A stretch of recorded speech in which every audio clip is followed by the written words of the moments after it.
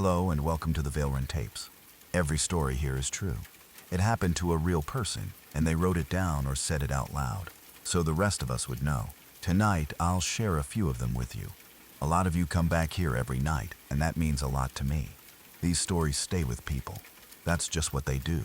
Before we start, drop a comment and tell me where you're listening from tonight. I read all of them. And if you like these stories, a quick like and subscribe really help. Now get comfortable, take a slow breath, and let's begin.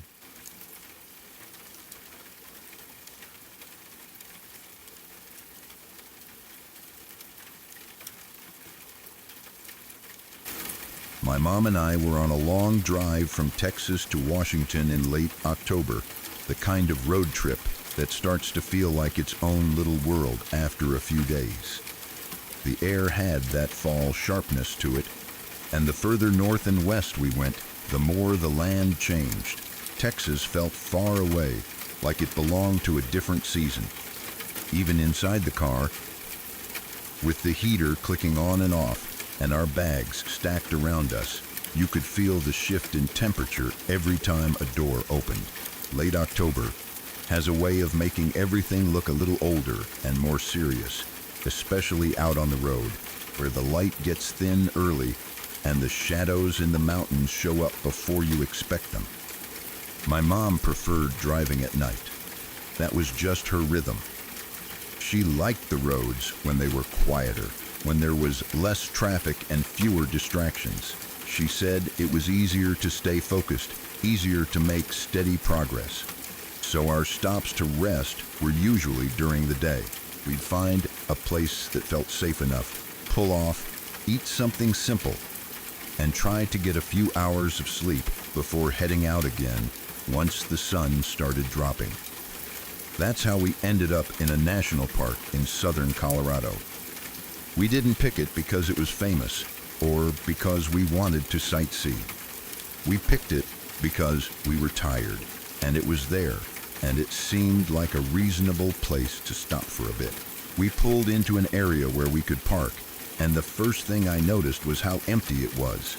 It wasn't completely abandoned, but it was close.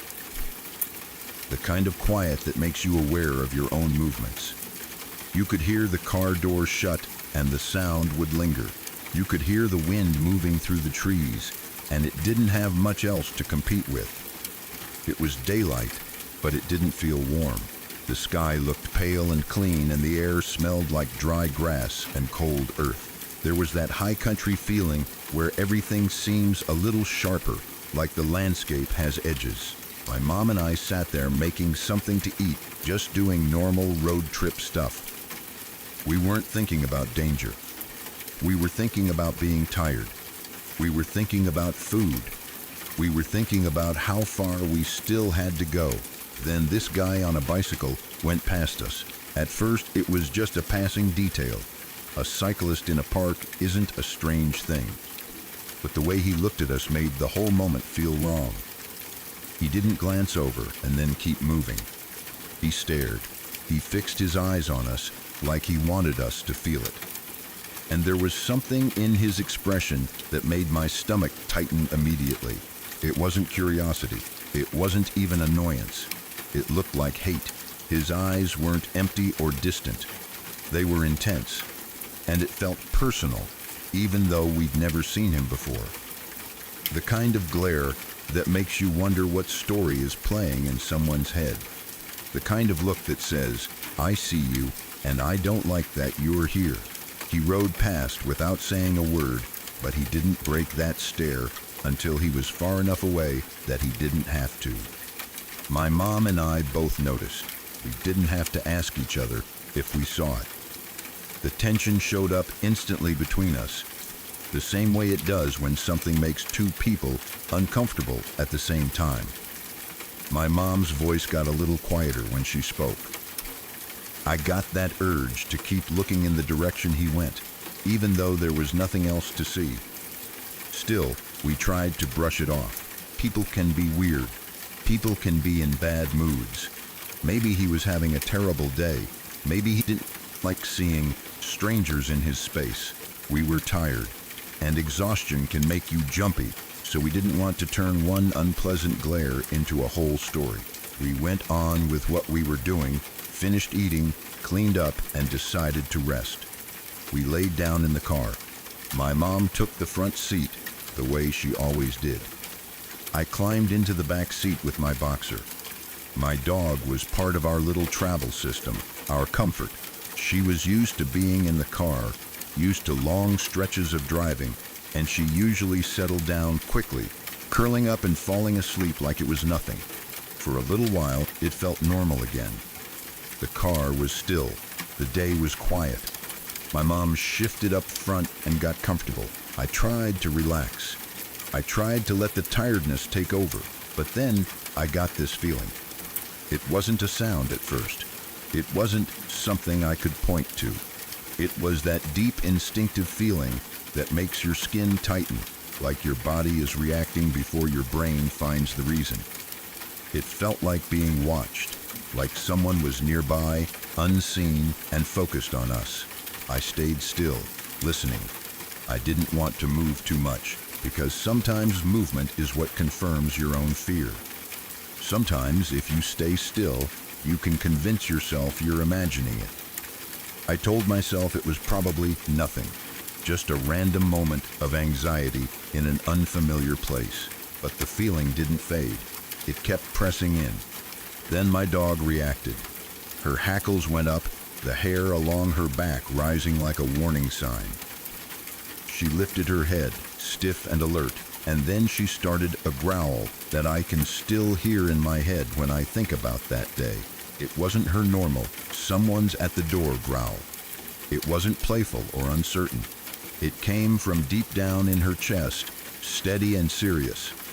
Like she was telling me something was wrong in a way she couldn't explain. That dog had only made that growl a few times in her life. And every time, it was because something truly bothered her. She wasn't an anxious dog. She didn't growl at every little noise. So when she did it, I listened. My heart started pounding. In that moment, I wasn't thinking about being polite or rational. I wasn't thinking about giving someone the benefit of the doubt. I was thinking about the fact that we were almost alone in a quiet park with a stranger who had given us a look full of anger, and now my dog was warning me that someone was close. I reached over for my shotgun and chambered around. It was a simple movement, practiced, but it sounded loud in the quiet car. There's a distinct sound to that action, and it carries meaning. It's not something you do casually. It's not something you do because you're bored. It's a decision. It's your body saying, I'm not helpless. My mom heard it immediately. In the front seat, in a low voice, she asked, Hey, are you awake? I answered quietly that I was. She didn't ask what I was doing, not directly, because she already knew. She could hear it in the sound, and she could probably feel the same tension in the air. She asked, Do you want to get out of here? And I didn't hesitate. Hell yeah, I do, I said. That was all it took. There are moments when you don't need a long discussion. You don't need to debate the odds. When your instincts are screaming and your dog is confirming it, you move. You leave. You don't sit there trying to prove to yourself you're brave. We got up fast. My mom started packing everything up. We didn't have a lot, but even small things feel slow when you're scared. She moved quickly and quietly, hands working with purpose, gathering up what we'd been using, making sure nothing important got left behind. Meanwhile, I stayed outside the car with my shotgun, and the dog stayed with me. I stood guard the way you do when you're trying to keep the fear from turning into panic. I wasn't walking around searching the trees. I wasn't trying to be a hero. I was just making sure that if someone stepped out, we wouldn't be caught completely off guard. The strange part was we couldn't see him. We couldn't see the cyclist anywhere. We couldn't see a figure moving through the trees. We couldn't see someone watching from behind a car because there weren't many cars. The place was too open and too quiet for that, but we could feel it anyway. That's the part that stuck with me most. The sense of presence, the idea that someone might be close enough to watch, but hidden well enough that you can't locate them. It makes your imagination run wild, and it makes your body tighten because you don't know where to focus. My dog kept that low growl going, her body tense, her eyes scanning. She wasn't looking at me.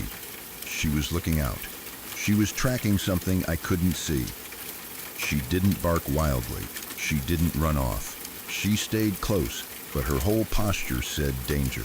My mom got everything loaded up, and we climbed in. She started the car, and the sound of the engine felt like relief, like a door unlocking, like movement returning to our control. We drove out of there fast. Not reckless, not speeding wildly, but we didn't linger. We didn't stop to look around one last time. We didn't give ourselves a reason to hesitate. We just left. And even as we drove, that feeling stayed with us for a while, like the park didn't want to let go. My dog stayed alert in the back, still tense, still watching. She didn't settle down right away the way she normally would once we were moving.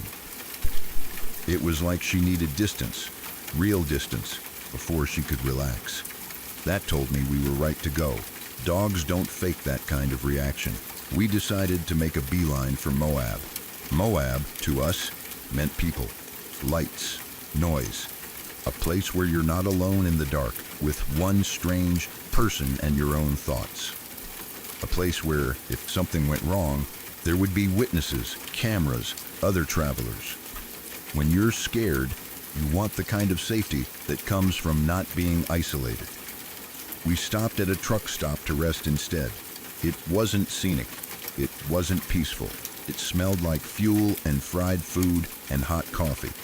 But it was busy, and busy felt safe. There were trucks coming and going, people walking in and out, lights on all night.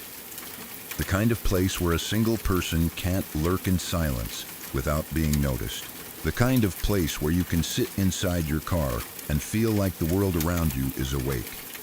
After we rested a bit, we went inside to get something to eat. The inside of the truck stop was bright and warm. That warmth matters after a scare. It pulls you back into the normal world. The fear doesn't disappear, but it changes shape. It becomes something you can talk about instead of something that's swallowing you. That's when we met a really friendly trucker. He wasn't the kind of person who looked like he was trying to impress anyone. He was just open, calm, and easy to talk to. My mom and I ended up telling him what happened. Maybe because once you're in a safe place, you need to let the story out of your body. You need someone else to hear it, so it doesn't stay trapped inside you. We told him about the cyclist, the glare, the feeling of being watched, the dog's reaction, and how we got out of there as fast as we could. He took it seriously. He didn't laugh. He didn't say we were overreacting. He didn't try to turn it into a joke.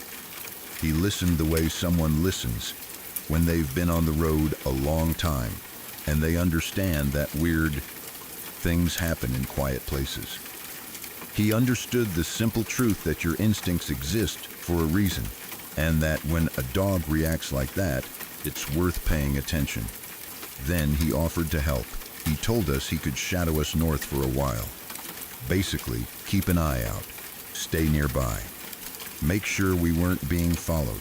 Make sure we weren't alone on the road right after a situation that had us on edge. It was such a simple offer, but it meant a lot. Because the road can feel lonely, and when you've just had a scare, loneliness feels dangerous. So he did. He drove along with us for quite a way, keeping close enough that we could see him. Close enough that it felt like someone had our back. It didn't erase what happened, but it calmed something in my chest. It let me breathe. My mom looked less tense too, her shoulders lowering a little as the miles passed. After a while, when it made sense for his route, he handed us off to other truckers. It wasn't like some official plan, not like a police escort. It was just human beings looking out for each other. He communicated with other drivers, people he knew out there, and he made sure someone stayed near us. One trucker would take over for a stretch, then another, like a quiet relay. They shadowed us all the way to Idaho. Thinking about it now, it still amazes me. Not because it was dramatic, but because it was so generous. These were people with their own schedules, their own lives, their own long hauls to complete. And they took time to keep an eye on two travelers who looked shaken and tired. They didn't have to do that. They did it because they understood what it feels like to be vulnerable on the road. And they decided we weren't going to be alone.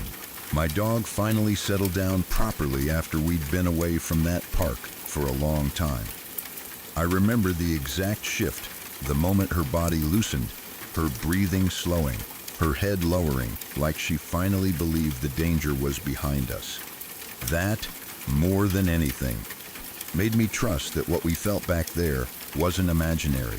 Maybe we never saw the guy again. Maybe he never stepped into view. Maybe nothing would have happened if we'd stayed.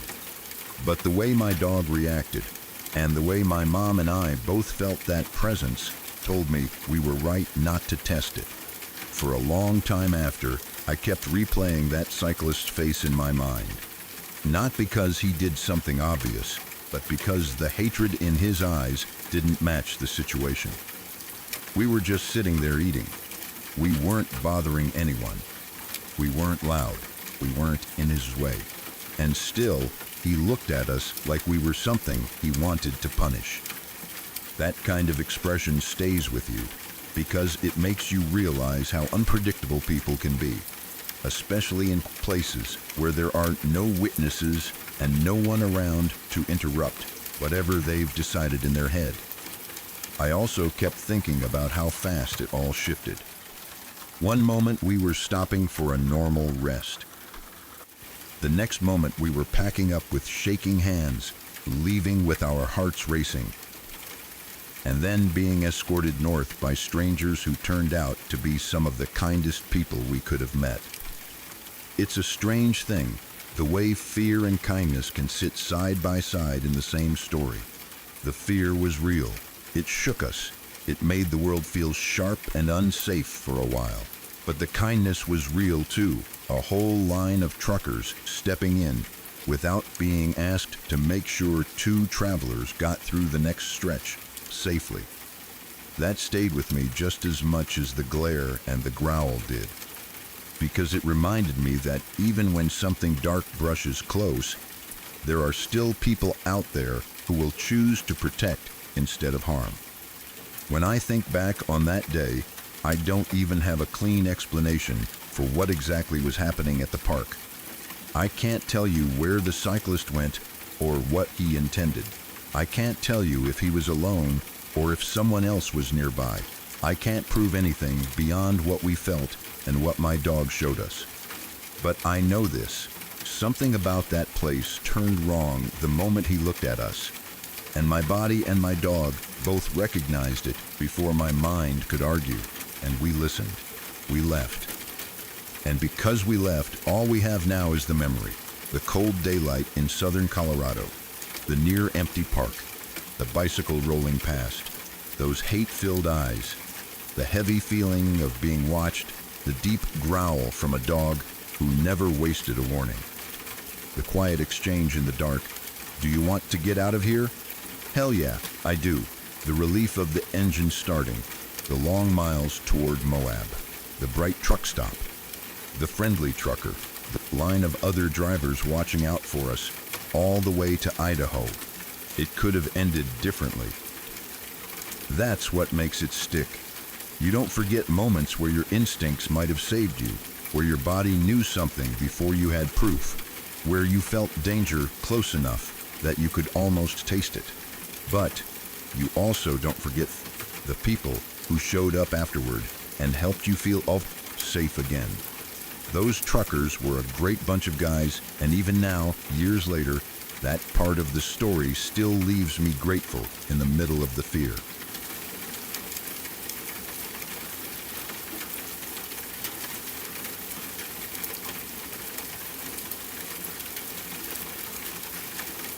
In college, I studied in the UK.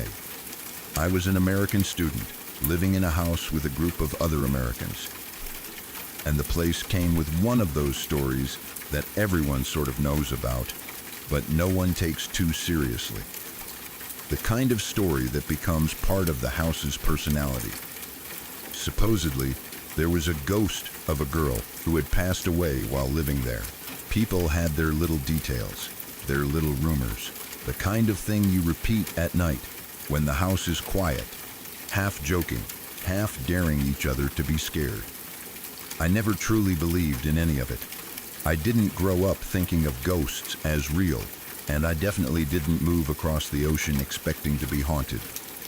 But it was fun to play along. When you're in a new country, living with a bunch of people you're still getting close to, you latch onto little shared stories. It makes the place feel like it has history, like it has something unique. And there was also something kind of comforting about having a spooky tale to laugh about when you are homesick. It gives you something to talk about that isn't just missing home. The layout of the house made the story feel more believable than it had any right to. The kitchen, especially, had a very specific setup. There was only one way in and out of it. You walked in, and immediately to your right there was this door that was padlocked. That door led to the cellar. The story was that the girl had allegedly lived down there. Whether that made sense or not, it didn't really matter, because the padlock made it feel like something was being kept shut on purpose, and I had the only key. That detail became a kind of joke between all of us. If anyone wanted anything from the cellar, I had to be there. People would tease me about being the keeper of the door. Like I was the one in charge of the haunted part of the house. It was silly, but it also meant that the cellar stayed closed most of the time. That padlock door was usually just part of the kitchen scenery, something you walked past every day without touching. Thanksgiving came, and even though we were in the UK, we were still American kids, away from home, and we got homesick the way people do around holidays. There's something about Thanksgiving in particular that can make you miss home hard, because it's such a family-centered thing. It's about food and warmth and familiar smells and people gathering. Even if you don't have the perfect family back home, the tradition still feels like a marker in time. It's one of those days when you feel the distance more clearly. So we decided we were going to do a meal together. It wasn't going to be perfect, but that was the point. We wanted to recreate a little piece of home in that house. We wanted to do a turkey, do sides, make it feel like the real thing. The only issue was that the kitchen was small and the appliances were limited. We couldn't all cook at once. We had to be creative with timing. We had to make schedules, like people signing up for slots in a shared space. It was funny and stressful and kind of sweet all at the same time, because it wasn't about the food being fancy, it was about the effort. One of the girls, the one who didn't have class the next day, offered to stay up late to get the turkey going. That's a big job, and it takes time, and she was being generous. We were grateful. We were also tired, because college life is exhausting, and it felt like a gift to know someone was handling the late night part, so the rest of us could sleep. That evening, we went into the cellar for the first time, and it ended up being the only time we went down there that night. We needed larger cooking implements, things we didn't keep in the regular kitchen space. Bigger pans, maybe a roasting tray, that kind of thing. It wasn't a spooky mission. It wasn't some ghost hunting moment. It was practical. We needed stuff. I had the key, so we unlocked the padlock and went down. The cellar itself didn't do anything dramatic. It wasn't like the air changed or we heard whispers, at least not in any obvious way. It was just a cellar, a storage space, probably a little cold, a little damp in that way old spaces can be. We grabbed what we needed, came back up, locked the door again, and went on with the night. It was just one more step in making dinner happen. Later, we all went to bed. The house was quiet in the way shared houses get quiet. Not perfectly silent, because you can always hear small things, pipes, floorboards, the building settling. But quiet enough that you assume everyone is asleep. Quiet enough that your mind starts drifting. Then, at 2:04 in the morning, I woke up to my door rattling. Not a gentle tap, not the kind of polite knock someone does when they're worried about waking you. It sounded like someone was pushing against the door, like their hand or shoulder was making it shake in the frame. That sound snaps you awake in a very specific way, because it instantly suggests urgency or confusion. It suggests someone is trying to get in. My first thought was simple and reasonable. I assumed it was a housemate who had gone to the wrong door. Maybe someone got up to use the bathroom and got turned around. Maybe they were half asleep. It happens. In a shared house, people do small accidental things at night. The rattling went on, then stopped. I lay there listening, still half in that space between sleep and waking, trying to decide if I should call out or just wait it out. Then, about 30 seconds later, I heard a voice. It was a scratchy female voice, softly, saying, "Hello," every 5 seconds or so. The way it sounded was strange. It wasn't loud. It wasn't playful. It didn't sound like someone right outside my door speaking normally. It had this thin, scratchy quality, like it was strained or far away or coming through something. And because my window was open, my brain immediately tried to solve it in the simplest way. It sounded like it was coming from outside. I assumed it was some drunk girl walking back from the pub. That's a normal thing in a college area. People stumble home late, they talk to themselves, they call out for friends, they wander. The UK has pub culture, and at night you can hear people out on the street sometimes. So I got up, still groggy, and decided I'd close the window and go back to sleep. I didn't want random street noise. I didn't want to keep hearing "hello" outside at 2 in the morning. I went to the window, and there was no one there. No person in sight. No figure moving away. No footsteps. Just the outside, empty and still, at least in the slice of view I had from my window. That should have settled it. That should have made the voice stop, or at least explained it as someone already gone. But it didn't. Because as I stood there, I heard "hello" again, clear as a bell, behind me. Not muffled through the open window, not carried on the air from outside. Behind me, inside my room, like someone was standing closer than they should be. At the same moment, my door rattled again. Then it went silent. The silence that follows something like that is awful. It's like your ears keep waiting for the next sound. It's like the air itself is paused. I remember my body going tense, my mind racing, trying to reorder what I just experienced into something that made sense. But I had something else in my head, something that made me hesitate to trust myself. I've had night terrors before. I've hallucinated when I have even a mild fever. I know my brain can play tricks on me. I know what it feels like when reality blurs and you're not sure if you're awake or dreaming. So my mind latched onto that explanation like a life raft. It was the safest one. I told myself I must still be asleep. I told myself I was hearing things. I told myself the door rattling could have been the house settling, or someone bumping the hallway wall, or any number of normal sounds that get magnified at night.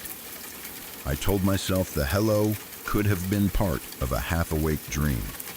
I told myself it wasn't real, because the alternative felt too unsettling to hold in my mind at 2:04 a.m. so I laid back down. Even as I did it, I remember that uneasy feeling, that awareness that something about it was wrong. But I chose the explanation that allowed me to close my eyes. I chose the story that let me crawl back towards sleep. The next morning, everything seemed normal again. That was another part that made it hard to grasp. The house had its usual morning energy. People moving around, the kitchen being used, the smell of food starting up again. It felt like the night was already being swallowed by daylight, like it didn't belong. At 7 a.m., the girl who had stayed up to cook told me, very casually at first, like she was still deciding if she should even say it out loud, I had the creepiest night. Then she described what happened to her. She told me that at 1:50, she heard footsteps coming up the cellar stairs.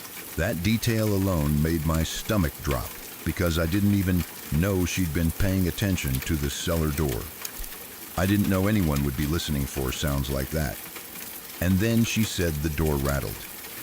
Then she said, at 2:10, the door rattled again, and she heard footsteps going back down. She said it like she had been trying to make sense of it, like she wasn't sure if she was overreacting, but she couldn't shake it. She wasn't telling it like a joke.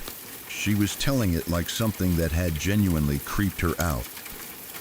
And the part that hit me hardest was this.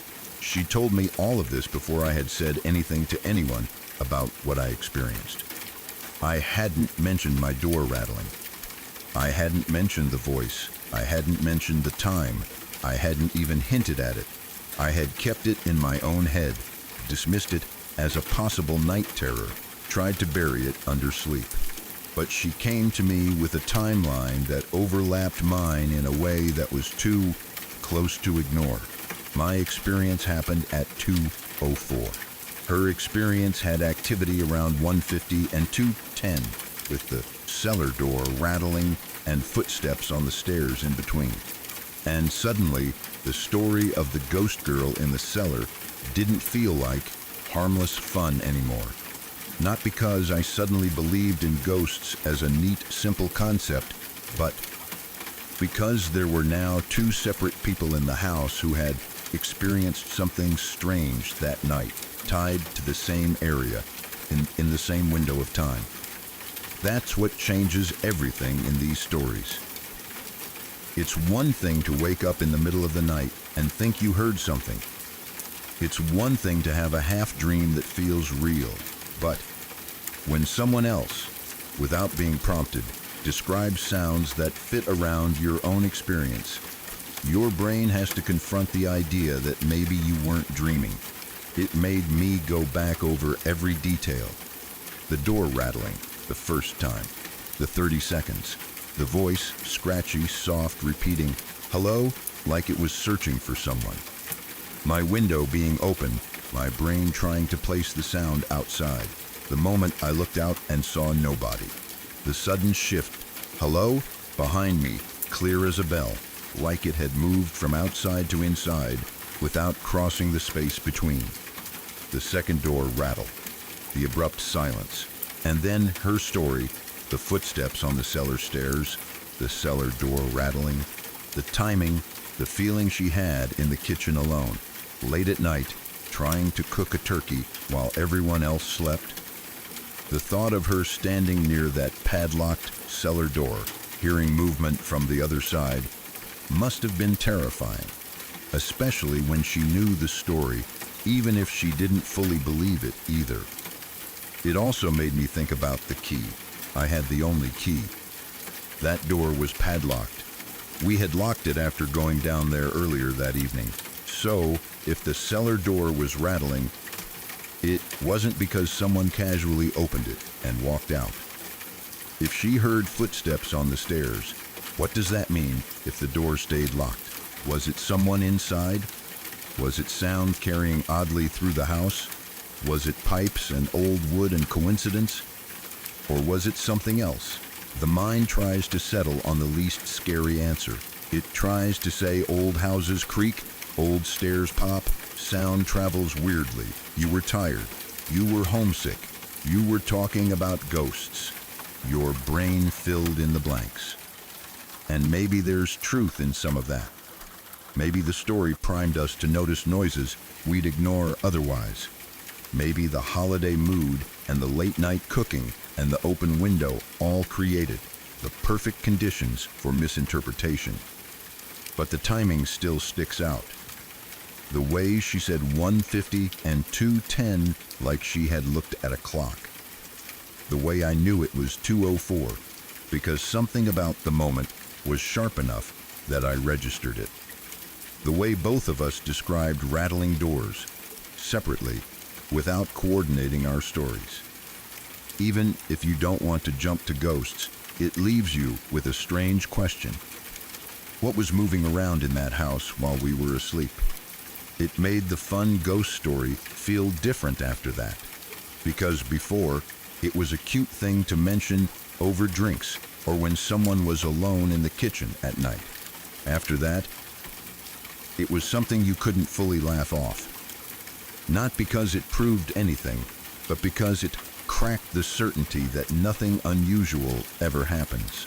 And it also made me think about how we were all homesick, reaching for comfort through tradition. We wanted Thanksgiving. We wanted a taste of home. We were doing something that made us feel safe and connected. And in the middle of that, we had this night where the house reminded us it had its own history, its own sounds, its own unseen corners. For me, the worst part wasn't even the idea of the ghost girl. It was the sense of presence. That hello behind me felt too close, too personal. It didn't feel like a random sound in the walls. It felt directed, like someone checking if someone was there, like something searching. And the girl cooking in the kitchen, hearing footsteps on cellar stairs, hearing a door rattle twice, it matched that same feeling. Something moving, something testing a boundary, something not fully entering but making itself known. After she told me, I finally admitted what I'd heard. I told her about waking him up my door rattling and hearing that soft voice. I told her how I tried to explain it away because of my history with night terrors. And I remember the shift in her face because now her story wasn't just hers anymore. Now it belonged to both of us. Now it was something we had to hold together, whether we wanted to or not. Even if we never had another experience in that house, that one night was enough to change how I felt about it. It's like once a place gives you one truly unsettling moment, you never walk through it the same way again. Every creak becomes suspicious. Every quiet hallway feels longer.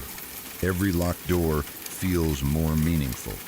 You start listening without meaning to.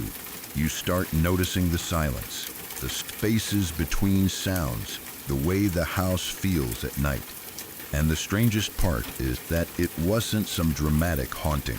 There were no flying objects, no screaming, no obvious proof. It was subtle. A door rattling, a voice saying, hello, a set of footsteps. Small things that can be explained away. But when they happen at the right time, in the right place, in the right mood, they sink under your skin. That's why the story stayed with you. Because you walked into that night thinking the ghost talk was just fun, just a harmless tradition of the house. And you woke up with something that felt too real to dismiss completely. And then the next morning, before you could even share it, someone else confirmed a piece of it with their own experience, and suddenly you weren't alone in it anymore. Even if you still don't believe in ghosts in the classic sense, it's hard to forget a night when your door rattled in the dark, a voice called out behind you, and another person in the house heard movement from the locked cellar right around the same time. That's the kind of thing that sits in your memory because it doesn't give you a neat answer. It just leaves you with the feeling that for a few minutes in that old UK house, something moved through the night that you couldn't fully explain.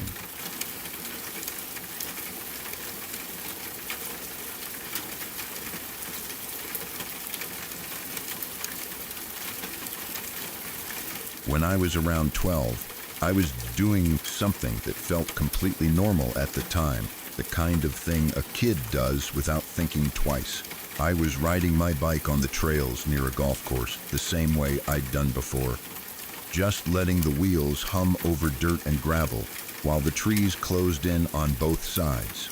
The park had those high-tension power lines cutting through it, so there was this long clearing running straight through the forest, like someone had sliced a wide path out of the woods and never let it grow back. The light always looked different in that strip. Brighter, harsher, like the sun had nowhere to hide. The air felt more open there, and the sound carried farther. It was the kind of place that didn't feel like deep woods, even though trees still lined it like walls on both sides. I remember riding into that clearing and feeling that small shift you get when you leave shade and enter open space. The grass was lower there, and the ground looked more worn, like people had been cutting through for years. I was just a kid, so my mind was on kid stuff, the ride itself, the feeling of speed, maybe thinking about getting home later, maybe thinking about nothing at all. I didn't go out there expecting anything. It was just another afternoon, another trail, another loop I'd probably done a dozen times. Then a car came through the clearing. That was the first thing that struck me as odd, not because cars were impossible to see in parks, but because it was a weird place for one. It wasn't a road in the normal sense. It was a cleared strip of land under power lines. You could drive through it if you wanted to, but it wasn't somewhere you'd expect a car to casually roll up like it was a driveway. Still, it happened, and I noticed it the way you notice anything that doesn't belong in a kid's routine. I slowed down a little and watched it because that's what you do when something pulls your attention away from your own little world. As the car got closer, I noticed the back seat was full. Not just one person, but packed. And yet there was only the driver up front. Even that detail felt strange. It wasn't like a family outing, not like people going somewhere together. It looked wrong in a way I couldn't name yet. The car moved like it knew where it was going. It didn't hesitate. It didn't look lost. It pulled into that clearing like it had done it before. Then it stopped. The moment it stopped, everything in my body went alert, even though I didn't understand why. It was instinct. The kind of instinct you only recognize after the fact. My bike slowed almost without me deciding it. My grip tightened. I stayed at the edge of the brush, half in the open and half hidden, because suddenly I didn't want to be seen. I didn't want to be part of whatever was happening. The doors opened and people started getting out, quickly, like they were moving on a plan. They didn't look around like they were worried about hikers or golfers or kids on bikes. They just got out like the clearing belonged to them. And then they dragged someone out of the back seat. At first, my mind didn't accept what I was seeing. It's strange how the brain tries to keep things normal, even when normal is being torn apart right in front of you.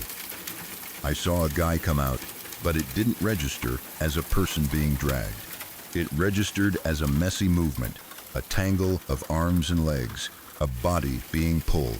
Then the sound hit me, screaming, real screaming, not shouting, not arguing, not laughing. Screaming the way someone screams when something is happening that can't be taken back. That was when I froze. I didn't move forward. I didn't ride away. I didn't shout. I didn't do anything heroic. I became a statue hidden in leaves and thin branches, staring through gaps in the brush. My heart was pounding so hard I could feel it in my throat. It felt like my entire body turned cold, like the blood decided to hide. I was 12. I had no frame for it, no script, no idea what a person is supposed to do when they accidentally ride into something like that. They beat him up. Not like in movies, not with some clean, dramatic choreography, just sudden, ugly violence. Blows landing, the man trying to protect himself the group moving like a pack. The screaming and the sounds of impact blended together in a way that made my stomach twist. I wanted to close my eyes, but I couldn't. I couldn't look away, like my brain thought that if it missed something, I'd be in even more danger. I was watching the world split open, and I didn't know where to put myself inside it. Then someone pulled a gun. Even that didn't feel real right away. It looked too small, too casual in the person's hand, like an object from a different world. And then the first shot happened. He was shot in the gut. The sound was sharp, louder than I expected. The kind of crack that makes your ears ring even when you're not that close. The man's body reacted in this horrible, immediate way, folding and jerking as if the air itself punched him. The scream changed, turned into something more raw. And I remember this sick thought flashing through me like lightning, that it was done on purpose to make him suffer first. I didn't have those words as a child, but the feeling was there, the sense that cruelty was part of the point. Then there was the second shot, this one to the head. After that, the screaming stopped. The change from noise to silence was almost worse than the noise. One moment, there was life fighting to stay in a body. The next moment, there was just stillness, like someone turned a sound off. My brain couldn't fit it together. I felt like I was watching something that wasn't allowed to exist in the same world as bike rides and homework, and dinner at the table. They didn't pause to mourn or panic. They didn't look shocked. They moved like they'd done it before, like this was a task. They grabbed the man and stuffed him back into the back seat. That word, stuffed, is the only one that fits, because it wasn't careful. It was like shoving an object back where it came from. They pushed him in, limbs and weight and all, and then they climbed back into the car, just as they had been before. The back seat full, the front seat only the driver, and then they drove away, just like that. No dramatic getaway, no tires squealing, no shouting, no chaos. The car simply rolled off through the clearing and disappeared like it was leaving a picnic spot. And I stayed exactly where I was, hidden in the brush, dumbfounded and terrified in a way I had never felt before. I didn't breathe right until the car was out of sight. Even then, I didn't move. I listened. I waited. I kept expecting the car to come back, expecting someone to step out of the trees and find me, expecting a hand to reach into the brush and grab my shirt. Minutes passed, maybe more. Time didn't feel normal. It stretched and folded. My mind kept replaying what I'd seen, like it was trying to confirm it really happened. My hands were shaking on the handlebars. I remember feeling like my body didn't belong to me. Like I was watching myself from a distance, stuck in a kid's frame that couldn't hold what I'd just witnessed. Eventually, when I was sure they were gone, I crawled out of hiding and went over to where the car had been. This is one of the details that has stayed with me the most, maybe because it added this unreal layer to an already unreal moment. I expected blood. I expected something. A smear in the grass, a stain in the dirt, a shoe print soaked through, something that would prove my eyes weren't lying. I expected the ground to look disturbed, to look like violence had happened there. But there was no mess, nothing, just tire tracks and footprints. Like a car had stopped there, people had stepped out and then left, like it hadn't actually happened. I stood there staring at the ground, my brain scrambling. Part of me felt relief, like maybe I imagined it, maybe I misunderstood, maybe it was something else. But my body knew better. I had heard the shots. I had heard the screaming. I had watched a person die. The clearing should have been different after that. It should have carried evidence, but it didn't. It looked clean, almost too clean, and that made the whole thing feel dreamlike in the worst possible way. I got back on my bike and rode home. I don't remember the ride the way I remember everything before and after. I think my brain blurred it out to protect me because the world around me must have looked normal. Trees, sky, the path under my tires. But I wasn't normal anymore. I was 12 and carrying something huge inside my chest, something that didn't belong there. I remember my hands being stiff and my face feeling hot and my stomach feeling hollow like I hadn't eaten in days. Every sound made me flinch. Every car I heard in the distance made me feel sick. When I got home, I didn't tell anyone what I saw. That part might be the hardest for people to understand, but I understand it completely. I was a kid. Kids don't always run to adults when something terrifying happens. Sometimes they go quiet. Sometimes they don't trust that anyone will believe them. Sometimes they're afraid they'll get in trouble. Sometimes they're afraid that saying it out loud will make it more real. And sometimes they're simply too shocked to speak. I walked into my house carrying this secret like a heavy bag, and I didn't know how to put it down. Dinner happened. Supper, normal conversation, normal plates, the sound of forks.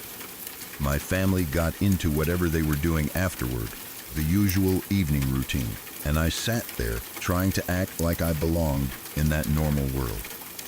I remember thinking, if I say it, everything will change. If I say it, they'll ask questions. If I say it, they'll want details.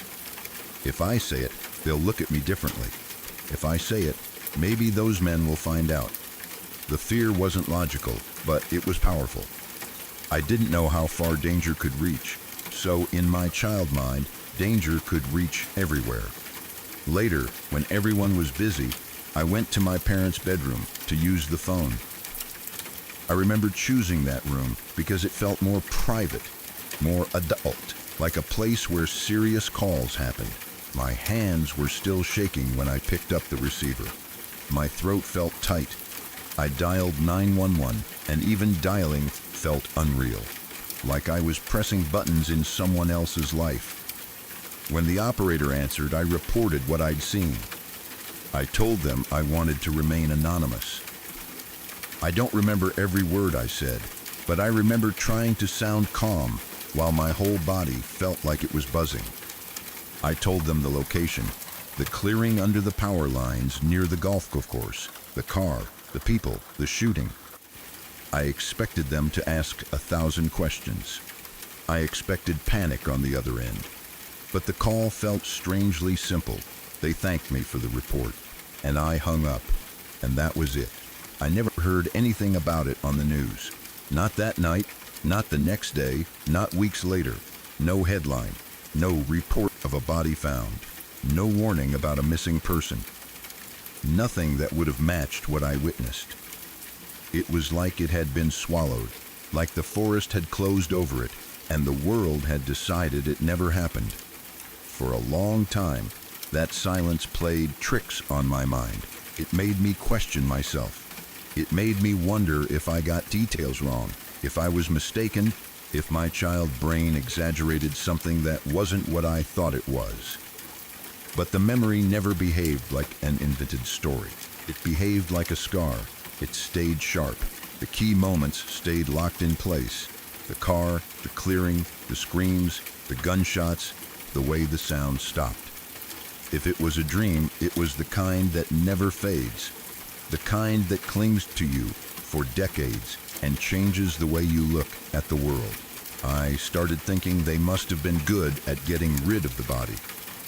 That's the only explanation that made sense if it was real, that they had done this before, that they knew how to make a person disappear. And that thought is horrifying in its own way, because it means you weren't just witnessing a random act. You were witnessing a system, a kind of practiced violence that leaves no trace and moves on. It means those people could have driven back into normal neighborhoods afterward. They could have stopped at a store. They could have gone home. They could have laughed at a table somewhere. And you, a kid on a bike, would be the one left carrying the weight. The strangest part has always been that clearing afterward. The lack of remnants, the clean ground. It felt like the earth had erased it. And because there was no evidence I could see, it made the whole experience feel like it existed in a separate layer of reality, like something I wasn't supposed to peek into. That's the kind of thing that can sit in your mind for years and keep you uneasy because it doesn't have an ending. There's no closure. There's no official confirmation. There's just the memory and the silence. Over time, that memory became a companion I never asked for. It showed up in small ways, like when I'd hear a car door slam outside and my body would go tense. Or when I'd see a group of people laughing and feel a strange chill because my brain would whisper that you never really know what someone is capable of. It showed up in the way I looked at the world, less innocent, more watchful. It showed up in the way I processed news stories later, because I already knew that terrible things can happen in daylight and still never become a headline. Watching a man be murdered at 12 doesn't just give you a bad memory. It alters your sense of reality. It teaches you, in the bluntest way, that the world can be violent without warning, that life can be taken quickly, and that the people who do it can walk away without consequence, at least in the visible world. It teaches you that safety is sometimes an illusion built on not knowing what's happening nearby. And once that illusion breaks, it's hard to rebuild. I imagine you carried it alone for so long because it didn't feel like something you could casually share. It's not a story you drop into conversation. It's not a memory that fits neatly into the way people like to talk about childhood. Even if you did tell someone later, you might fear the response, the disbelief, the questions you can't answer. Because the truth is, you can't prove it. You can only live with it. And living with it means that part of your mind stayed in that clearing, in the brush, frozen, watching the world show you something you weren't ready to see. That kind of experience can influence your outlook on everything, exactly the way you said. It can make you more cautious, more suspicious, more aware of how fragile life is. It can make it hard to trust that people are generally good, because you've seen proof that some people are not just careless or selfish, but capable of extreme cruelty. It can make you feel like darkness is closer than other people think, like it's right there under the surface, hidden behind ordinary routines. It can also create a strange form of isolation, because you might be surrounded by people living normal lives, talking about normal worries, and part of you is thinking, you have no idea what the world can really be like. You have no idea what I've seen. You might laugh and smile and do your job and raise a family and pay bills, all while carrying this memory like a locked room inside you. And because it never got named publicly, it never got processed in a way that felt complete. It stayed unresolved, which means your brain keeps it active, keeps it ready, keeps it sharp. If you reported it, even anonymously, you did what you could as a kid. You didn't cause what happened. You didn't create that violence. You were an accidental witness, and you took the only step you knew to take. The fact that you never heard anything afterward doesn't make you responsible. It only shows how easily some things can disappear when the people doing them are determined, and when the timing and location allow it. And if that memory still feels unreal sometimes, like the lack of blood or evidence makes it feel impossible, that's also understandable. Trauma can do that. It can make moments feel both extremely vivid and strangely disconnected, like they happened in a different world. But the way it stayed with you for close to 40 years, the way it shaped your outlook, suggests it wasn't just a passing fear. It was a real fracture in your sense of safety, a moment when childhood ended early. Even now, decades later, I can see how that would still sit in you, not just as a memory, but as a lens. A lens that makes you notice exits, notice cars, notice people's moods, notice how quickly things can turn.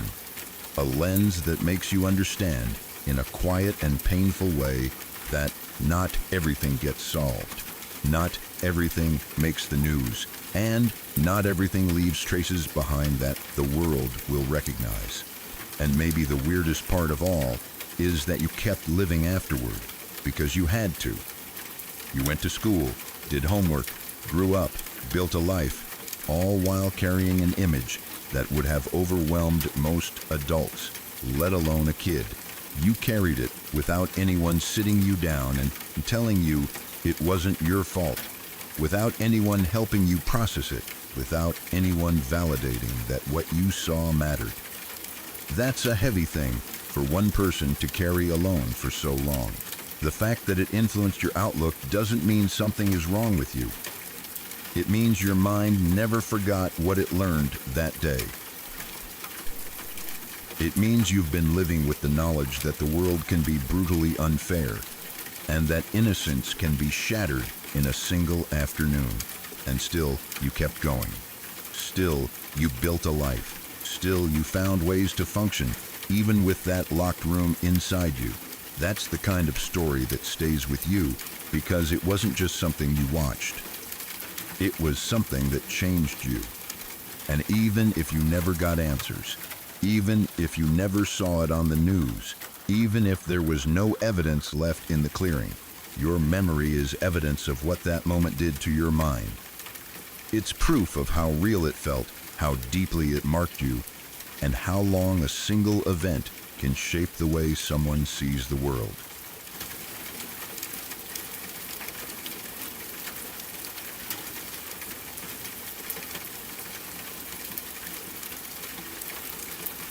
Quick interruption. I'll keep it short. A lot of people pass through here once and never come back. But the ones who hit subscribe, they're the regulars now. The ones who show up every single night without fail. If you'd like to be one of them, the button's right there. Turn the bell on too, and you'll never have to wonder when the next one drops. That's everything. Story's still going. Let's get back to it.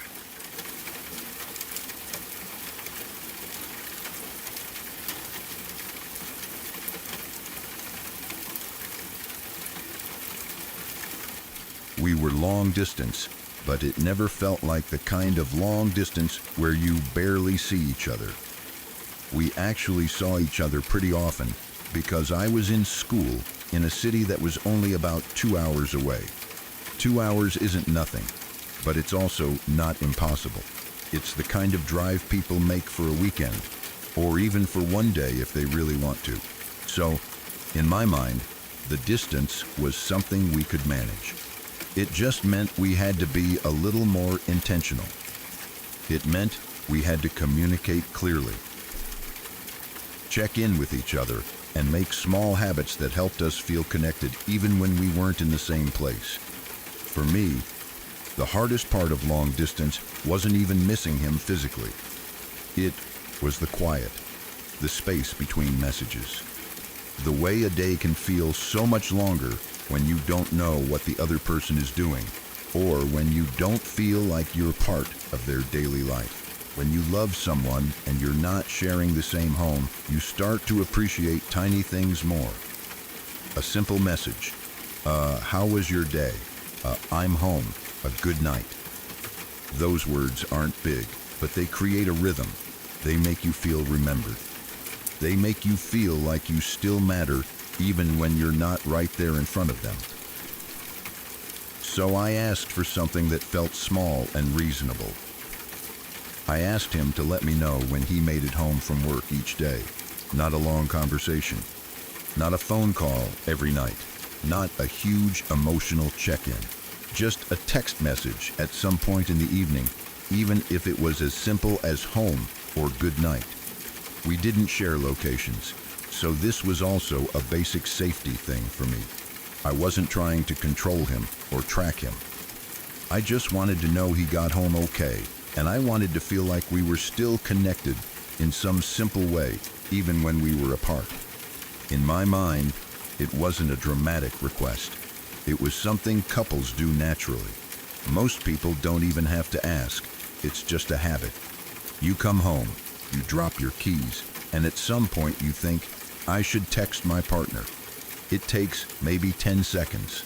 It's one of those tiny efforts that carries a lot of meaning because it says, you're on my mind. At first, I thought it would become normal for us. I thought once I said it out loud, he would understand. I thought he might even appreciate having something clear and simple he could do to make me feel loved. But it didn't become normal. Instead, he kept forgetting. And forgetting once in a while would have been understandable. People have busy days. People get distracted. Life happens. But it became a pattern. He often forgot, meaning it wasn't rare. It wasn't occasional. It wasn't just an off week. It was frequent enough that I started anticipating the disappointment. I would catch myself checking my phone at night, waiting for that message, trying not to make a big deal out of it, telling myself not to be anxious, telling myself he'll text any minute now. Then the evening would pass and nothing would come. And I would sit with that feeling that's hard to explain if you haven't been there. This quiet, little sting, like you've been left on a shelf. It wasn't about the exact words he sent. It wasn't that I needed a perfect goodnight message with hearts and paragraphs. It was simply the fact that I had asked for one small thing, and he didn't treat it like it mattered. It made me feel like I was asking for too much when I really wasn't. It made me feel like I was lower on his mental list than I should have been. After a while, I told him it hurt me. Not in an angry way, not as an accusation. I just tried to be honest. I told him that when he didn't check in, it made me feel forgotten. It made me feel like I wasn't important. It made me feel alone in the relationship when we were apart. I wanted him to understand that long distance already has built-in loneliness, and small habits are the way you protect the connection. It wasn't me trying to start a fight. It was me trying to save the closeness. But instead of hearing me, he reacted in a way that changed something in me. He told me that talking to me felt like a chore. I still remember how heavy those words felt. It wasn't just hurtful, it was humiliating. Because I wasn't asking him to write essays. I wasn't demanding constant attention. I wasn't calling him repeatedly or sending dramatic messages. I was literally asking for one simple text at night, and the way he responded made it sound like even that was too much work. Like even the basic act of communicating with me was something he had to force himself to do.